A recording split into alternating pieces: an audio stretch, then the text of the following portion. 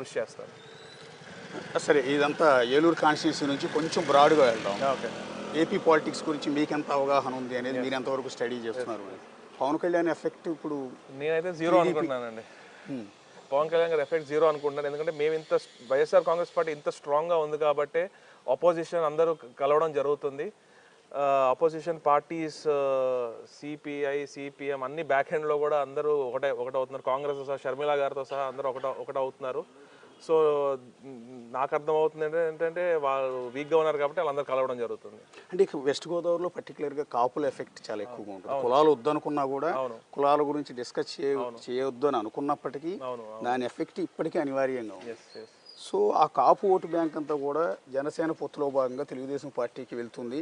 West Godavari జిల్లా మొత్తం కూడా ఈసారి టీడీపీ జనసేన క్లీన్ స్వీప్ చేస్తుందని వాళ్ళు చెప్తూ ఉన్నారు. నేను గడపకి చేస్తున్నప్పుడు ఒకే ఒక ఎగ్జాంపుల్ అండి. నేను గడప చేస్తూ ఉన్నాను, ఇంటిపైన జనసేన జెండా చూశాను.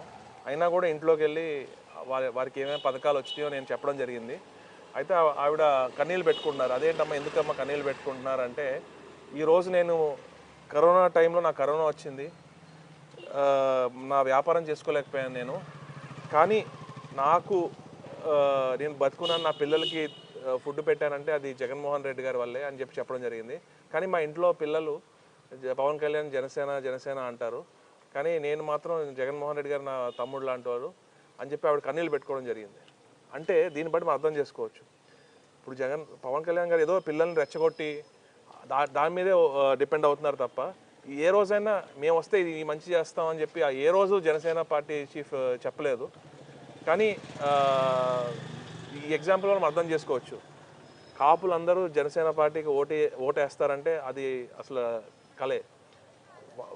ముఖ్యంగా కాపు మహిళల్లో మాత్రం జగన్మోహన్ రెడ్డి గారు చొచ్చుకుపోయారు. గతంలో ఎన్నడూ లేని ఏ ప్రభుత్వంలో లేని పథకాలు జగన్మోహన్ రెడ్డి గారు